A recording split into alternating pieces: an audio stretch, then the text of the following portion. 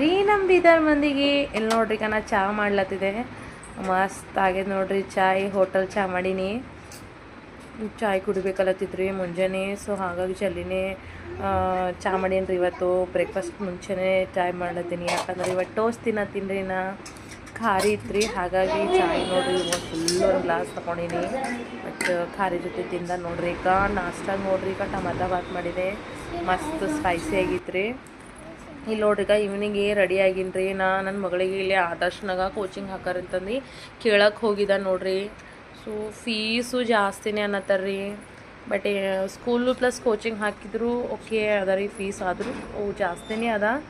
ಅದೇ ಇಂಕ್ವೈರಿ ಸಲಾಗ ಹೋಗೋಮಿ ಅಂತಂದು ಹೋಗಿದ್ದ ನೋಡ್ರಿ ನಾನು ನನ್ನ ಮಗಳು. ಆಕಿಗೆ ಒಂದು ಎಂಟ್ರೆನ್ಸ್ ಎಕ್ಸಾಮ್ ತೊಗೊಂಡವ್ರಿ, ಅದ್ರ ಮೇಲೆ ಡಿಪೆಂಡು. ಸೊ ಯಾಕೆ ಅಂದ್ರೆ ಯಾವ ಬ್ಯಾಚಿಗೆ ಹಾಕ್ತಾರ ಅಂತ. ಸೊ ಹಾಗಾಗಿ ನನ್ನ ಮಗಳು ಎಕ್ಸಾಮ್ ಕೊಟ್ಟೋಡ್ರಿ. 1 ಅವರ್ದಿತ್ತು ಎಕ್ಸಾಮ್. ತೊಗೊಂಡ್ಮೇಲೆ ಎಲ್ಲ ನೋಡಿದೆವು ರೀ, ಎಂಕ್ವೈರಿ ಮಾಡಿದೆವು.